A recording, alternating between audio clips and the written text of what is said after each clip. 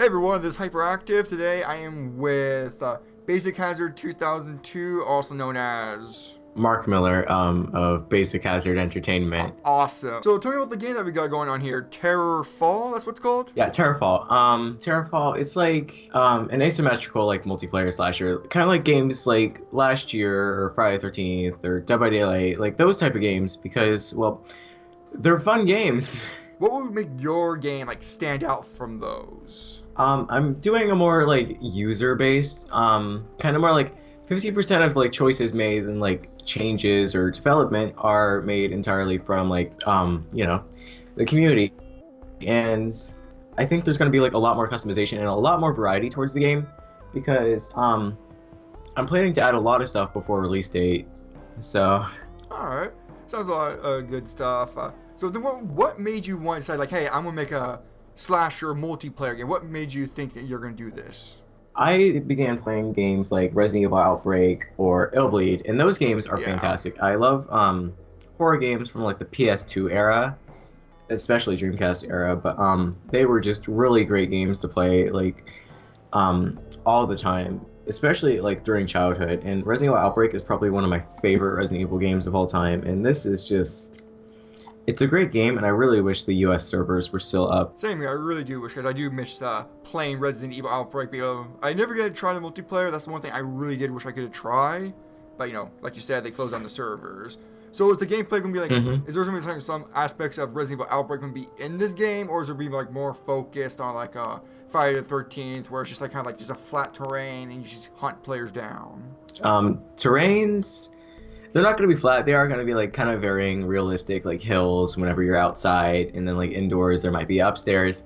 But everybody just has like a goal to do. So we have our victims and our slashers, and slashers, they obviously just have to hunt down the victims, find them, kill them as quickly as possible. And the victims, basically their goal is to just avoid getting killed and doing like the objectives that they've been instructed to. And once they do their objectives and they don't die, 2 elevators are going to be brung up, and what they do then is 2 of them have to go into one of the elevators, and then another set of 2 have to go into the other elevator. It's a 5 versus 1, so that one person does have to be left behind as a sacrifice. Why is that? Why is one person left behind?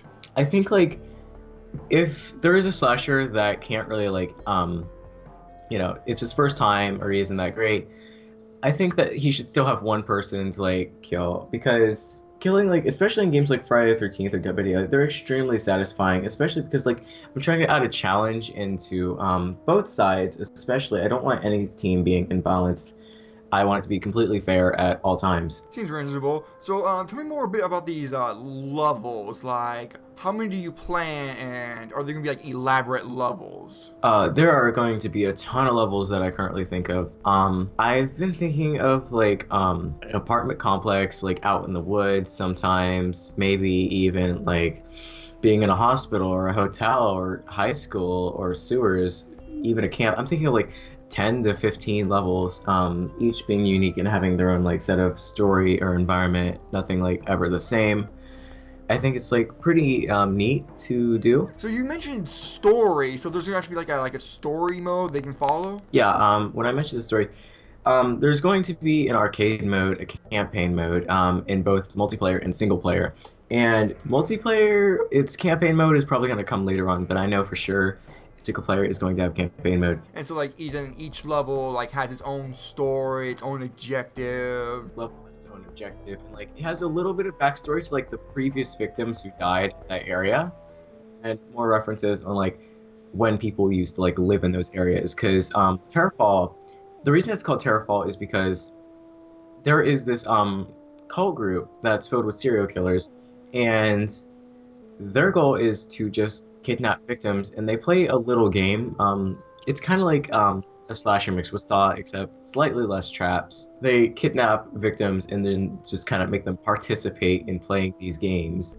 And once they do those games and like, you know, they get through the elevator, they escape or they die, you know, you're on to the next match, like next map. And I think that's pretty neat to do. A lot of games that you play, especially multiplayer games, usually once you play a map, like there is no continuation to the next map. It's just like there is no story related to like that next map. It's just like, hey, map's next. Like kind of like in Dead by Daylight or Friday the 13th. Like you kind of pick a map when you're host in Friday the 13th, or you do like offerings to increase the chances of a randomly selected map. But in Terrafall, it's going to be entirely like voted based on everybody. So like there's going to be like maybe 3 options of each map, and you're going to vote like, you know, whichever map that you think is going to be the best to play, and then the highest votes, and it loads in that level, and then you get started. And alright, so let's go back to the victims. Are they just like blank states for the players to project themselves on, or are they gonna like personalities to them? All victims have their own storyline and personality. Single player mode, especially in campaign, all victims have their own story of how they were kidnapped and how they tried to survive. I'm gonna spoil this for you right now, but Avery is one of the characters that I show off the most because she was more of the first like published characters to release. I think she appealed to me more because she was kind of like that edgy girl that you kind of see in school and stuff. I'm gonna spoil this. Like her story, it starts off with her upstairs in her room. Like her parents are home, she's hanging out with a friend. It's movie night with the girls, and her friend goes missing, and she's wondering. And then like I'm gonna end it off with like this little spoiler, but whenever she goes downstairs to check for her friend, the microwave goes off, and whenever she looks for popcorn, it's her friend.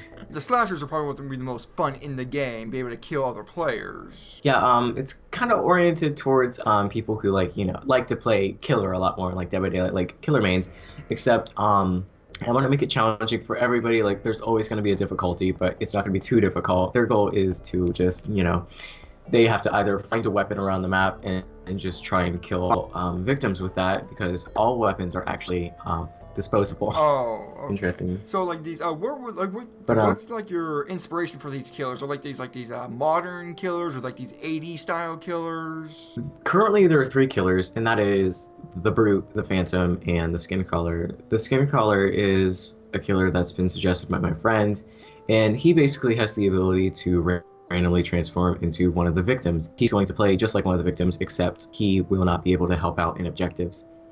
And he's just going to try and act like he's one of the lookout characters, but it's going to bring more of a sense of distrust, especially if you find out that there's 2 of the same person and you're not going to know which one is which. Because there isn't going to be voice chat, you're not going to be able to say like, hey, this is me. It's going to be just like Resident Evil Outbreak, where you have to actually use like your taunts to talk. And like, because I know in a lot of games, especially Dead by Daylight, they don't have voice chat, because for sure in like tons of games, like you usually have people who mic spam or they have a really annoying voice. You just don't want to talk to them. I think taunting would be more interesting because it doesn't break your immersion. It doesn't, like, you can still communicate based on a set of presets that's already been chosen. There's going to be like, hey, help, thanks, come here, go that way, fuck you, you're great, do this, or get away, or kind of, you know, just call that the killer's here, or... Okay, so I actually want to jump back to the gameplay real quick.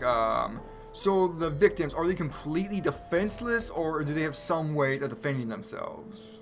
This hasn't been determined 100% yet, but I'm thinking of them being able to defend themselves by setting traps and luring Slasher into, you know, a certain room. It's not going to be like in Friday the 13th or Dead by Daylight where you can just drop down a pallet or something, or flashlight, or smack somebody with a pipe. It's going to be like more like you have to think extremely clever, because like he's stronger than you. You can't just go to your like immediate like, you know, defense. You have to actually think up something extremely clever that's been set up throughout the map. And your goal is to go through the level, do your objectives. If you have a problem trying to survive, you can always set up a trap and at least try and lure.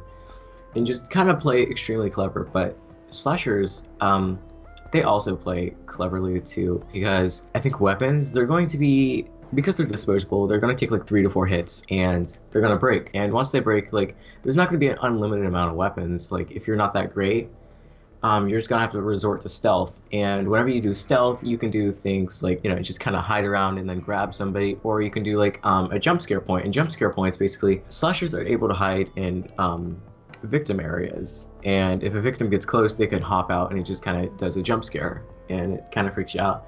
Kind of, do you know that scene in Resident Evil 4 whenever you're walking through a kitchen and this fridge just like bursts open and there's this flaming zombie just Yes, I running remember at that actually you. got me really good when I first played it. Yeah, I'm thinking of something like that, or like if the victim gets too close to something, they don't know that the slasher's there and they're just trying to do stealth. Like they could just jump out at you and like it would increase fear. I think I actually forgot something, but victims actually have a fear system planned, and basically that fear system, it's going to give you location towards where victims are whenever you play slasher. It's kind of like Jason Voorhees' sense in Friday the 13th, because you can see where they are if they get too scared. But the thing is, victims, based on how scared they are, you see them well or not. Because if they're kind of scared, like you're not going to see them a ton. Like only if you get real close, you can see like little outlines sometimes, just kind of flicker sometimes. But like you can also hide bodies and produce like fear in them by getting close to them. And based on how scared they are,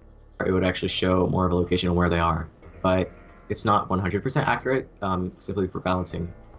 So what else could the slashers do? I know they can hit people really hard with whatever weapon they can find, but could they say grab a dead body, put somewhere, and scare the victims like that? Yeah, a way to scare people, they could literally pick up bodies and then drag them into let's say a closet, and then a victim could go to hide, and they'd open up the closet and they just scream and panic, and it kind of gives oh, there they are, I just heard them scream. So with this being a multiplayer focused mainly game, it's always good to have a good amount of modes. How many modes are you planning? For multiplayer, there's going to be 3 modes at the current moment whenever it's fully released.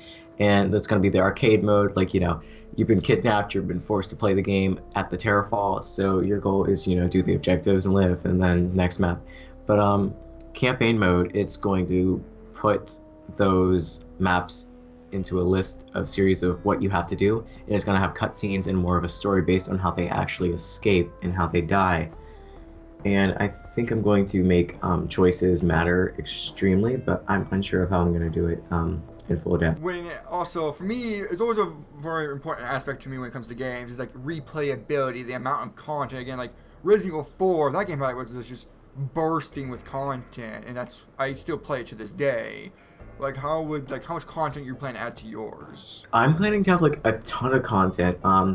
Each map has its own little Easter eggs and backstory and little interests, and also playing the game is going to be fun because I want to make gameplay extremely addicting to do, and every time you play well, you get awarded with items that you can use in the game, and the more you play, you can actually level up your character doing stats. Terrafall victims don't have perks, they have statistics and abilities, and basically you get points from winning matches, and once you get points from winning matches, you can just use those to level up how long their stamina goes, how long their fear is, how quiet they are, how fast they can do objectives, or how well their ability works. So this sounds like a lot of work to be done. Do you have a small team for this, or is it just by yourself? Currently, it's just by me. I've been working on maps, music, audio, characters, and I'm trying to do scripting. I'm not the best at scripting at all. I struggle with that for sure, but I'm really trying. Development's been extremely smooth at the current moment, and I've been pretty good at modeling, and I'm starting to get the hang of animations and stuff, because I can't do mocap. I tried to do mocap actually with Kinect, because I heard that you could use mocap for game development with Kinect, but I think something's wrong with the adapter that I got, because I got an adapter that went from Kinect to PC. It just glitches out hardcore, not even driver errors, it just starts spamming and glitching up. I was oh, that's not good. Can we ever expect a beta soon, sometime this year or next? A beta, definitely not this year, but I am thinking around mid 2018, and I've been thinking the full release comes around 2019, maybe 2018 if things go extremely quickly. Okay, so 2019, and is there a price point you already set, or is that still wavering up and down? It was originally free, but because I've had to spend some money on assets and stuff, I've went from that to $5, and then I decided to change it. I was no, I think I have to do $10, and I was it's still cheap, $10 is still cheap, and it's gonna be a fun game. It's definitely gonna be worth the $10 for sure. I'm sorry to hype you up, like, but I'm really trying to like get 100% of everything I say into the game before I actually release it. And I don't care if it gets delayed. I just want it like complete. Oh, well, that's good to hear. That's always good to hear of a developer caring more about completing the game than getting out on time. Yeah, I don't have a specific release date simply because I don't want to just like, oh, it's coming close. I can't just keep delaying it. I just gotta really no. I'm gonna keep delaying it. Like if the game isn't finished, like I want the game to be 100% once it comes out. I don't want it to be like dead hype like some other games. Yeah, we're not gonna mention any games. We don't want to get in trouble here. All right, so is there any way that people can keep up with you, keep on updates on the game and possible news? Yeah, I actually have a Twitter, an Instagram, a Facebook, and you can also visit the forum on my website. You can actually see those in the description of this video. Okay, yeah. So yeah, I'll make sure to put those down in the videos. Is there anything else that you'd like to say about the game? I would just like to say to anybody who ever gets interested or watches this video, like interested about Terrafall, 50% of decisions made for Terrafall are based on the community, and always stay up to the community. It's nice to get the attention because the attention, it really gets me determined to do a lot more work. Let's think of like, we'll say Yandere Simulator because Yandere Simulator is a great game and Yandere Dev's a great person. Whenever he first made it, he was an X-game developer and he started working on like, Yandere Simulator. It was really small at first. He started doing like little updates time to time, and now he just does like these enormous updates because now he has so much support. And I think that's fantastic, and I definitely want that, like, myself to go up there, like, at least someday, just, like, to get enough support, like, to keep me going on developments, like, constantly. So are you, like, planning to do, like, a Kickstarter, or is it just going to be, like, paid out of your own pocket? This is going to be paid out of my own pocket, but I might do a Patreon, maybe in a year or less. Well, you have to keep me updated on that, because I would love to support this game. I do enjoy good horror multiplayer games. Thank you. Yeah, I'm trying to work hard because I really want like a perfect multiplayer game, especially in this type of subgenre. I believe what was the first like actual multiplayer horror game that came out? I'm trying to think. Was it Dead by Daylight? Was it? Dead by Daylight, I think. No, I'm pretty sure Damned came out first. I've never heard of that game. I've never played it, but I have heard of it a lot. Okay. All right. Well, no need to get sidetracked right now. Well, thank you for your time for this interview, and I hope you guys are interested, and please go support Basic Hazard on Terrafall. Yeah, that's about it. Bye. Bye-bye.